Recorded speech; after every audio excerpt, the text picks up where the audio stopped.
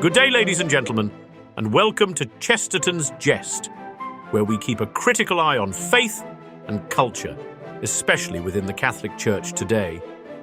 In an age where even church teachings seem to be shifting, we're here to explore and question the ideas and changes that challenge timeless truths.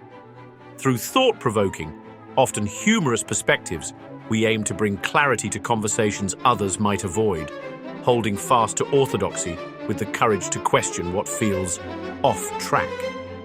If you would like to join us as we dig deeper into the faith with reverence, wit, and a touch of Chestertonian insight, you can support this channel by gently pressing the like, share, and subscribe buttons in that order, and we thank you for your support. And now, without further ado, Zelenskyy, Trump, and the dangerous delusions of Western intervention. Chapter 1.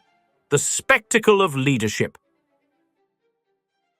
We begin with the recent spectacle in Washington, D.C., where a rare moment of discord erupted between President Zelenskyy, U.S. President Trump, and Vice President J.D. Vance. The White House, typically a venue for high-stakes diplomacy, became the stage for an unexpected clash of egos, personalities, and political philosophies. The event quickly captured global attention, not for any monumental breakthrough in international relations, but rather for the pettiness and performative nature of the interaction. Zelenskyy, for all his political savvy, found himself caught between two worlds: the European left, where he has become a rock star, and the American right, where his confrontations with Trump and Vance turned into something of a diplomatic circus. But this minor scuffle, while revealing, is far from the heart of the matter. The true conflict is not about who can outmaneuver whom in the White House press room, but about the dangerous game of geopolitical chess being played with the lives of millions in Ukraine. And as we watch from the sidelines, it's impossible not to ask, what exactly are these leaders trying to achieve? What is the end goal of their interventionist zeal? Chapter 2. The Tragedy of Missed Opportunities. This war, this terrible and tragic war, was always poised at a crossroads, a point where a reasonable peace might have been struck had the players understood the game. But no one understood. The West, intoxicated by its own rhetoric and military-industrial ambitions, stoked the fires of conflict rather than dousing them. Meanwhile, Russia, ever the opportunist, capitalized on the confusion, pushing deeper into Ukrainian territory. The failure to negotiate early on, to establish a reasonable framework for peace, lies squarely with the powers that be. The West, led by European elites and American progressives, sought only to expand the war for ideological reasons. They have sold the world the fantasy that Ukraine's continued suffering somehow brings the promise of a future triumph. But after 3 years, 1.5 million casualties, and the decimation of entire cities, it's clear that the promised victory is little more than a chimera. It is no coincidence that Donald Trump, often vilified for his blunt and sometimes reckless diplomacy, saw through the charade. His words about Zelenskyy, calling him a dictator, were not an endorsement of Putin, but a stark reminder of the authoritarian actions Zelenskyy has taken in order to survive in a war he did not start. Trump's brashness exposed the uncomfortable truth that in war, pragmatism and negotiation are often far more effective than the lofty ideals of those who believe themselves to be champions of freedom. Chapter 3. The Paradox of Zelenskyy's Heroism. Zelenskyy, the man we now admire as a beacon of courage, is also a man who has made uncomfortable choices.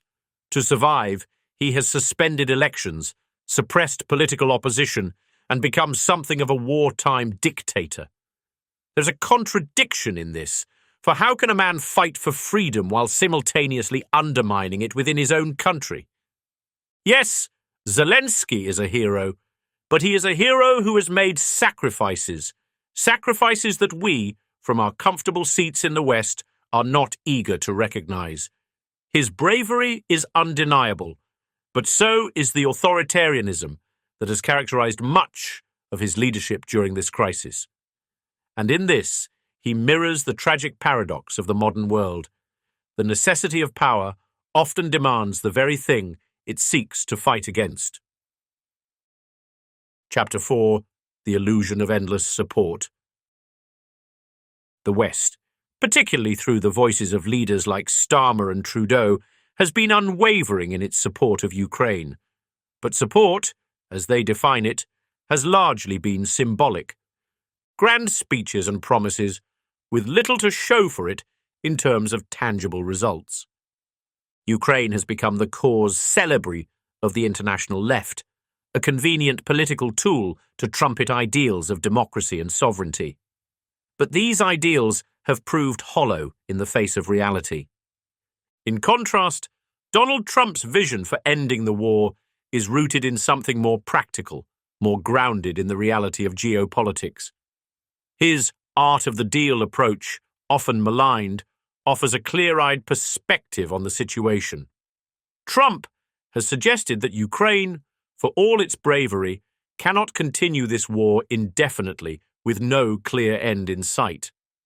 A negotiated peace, where Ukraine's sovereignty is secured in exchange for territorial concessions, is the only path forward. And yet, the West has refused to entertain this option, instead insisting that military aid is the answer, no matter how many lives are lost in the process. Chapter 5. The Dangerous Hypocrisy of Western Moralism. What is truly galling about this whole affair is the hypocrisy that underpins Western support for Ukraine. The same European elites and American progressives who claim to be defenders of democracy and human rights are ignoring the authoritarian measures Zelenskyy has taken in his own country. These leaders, so quick to criticize Putin's repression, have been silent on the growing authoritarianism in Ukraine. And in their silence, they have exposed their own double standard.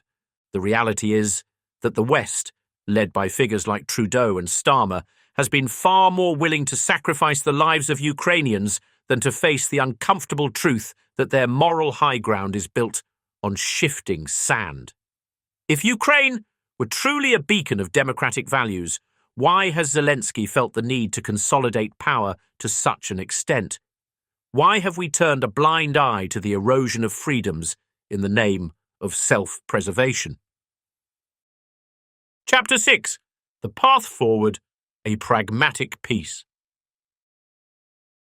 It is time for a new approach, one that acknowledges the geopolitical realities and seeks peace not through endless escalation, but through dialogue and negotiation. The framework that Trump suggests, one where Ukraine is armed but not part of NATO, where territorial disputes are resolved through diplomatic means rather than military intervention, is the only realistic solution. The war cannot continue at this pace, draining lives and resources without end. The future of Ukraine and of Europe will not be determined by the bombastic rhetoric of leaders like Trudeau or the military-industrial complex, but by those willing to make tough decisions and seek peace, even when it's uncomfortable. The goal must be peace with dignity, not endless conflict in the name of an idealistic and ultimately unattainable victory. Chapter 7. The Conclusion. A Call for Reflection. The war in Ukraine, while a tragedy of the highest order, is also a warning. It warns us of the dangers of unchecked idealism, of the blind pursuit of glory at the expense of human lives. The leaders of the West must re-evaluate their approach, stepping away from rhetoric and toward real solutions. Only then will we see an end to this senseless destruction, and only then will Ukraine find the peace it so desperately deserves. Thank you for watching. If you enjoyed today's video and share our passion for defending the true faith with a touch of humour, be sure to head over to chestertonsjest.com and check out our collection of bold, pro-Catholic graphic tees designed to spark conversation and inspire conviction. Whether you're looking to wear your faith proudly or share a laugh, we've got something for everyone. Visit us today and join the movement, because in times like these, it's more important than ever to stand firm in our beliefs with style and wit. As Chesterton once said, "A madman is not someone who has lost his reason. A madman is someone who has lost everything except his reason." So, let's keep our reason and our faith intact together. Thanks for listening. God bless you, and may the good Lord be praised.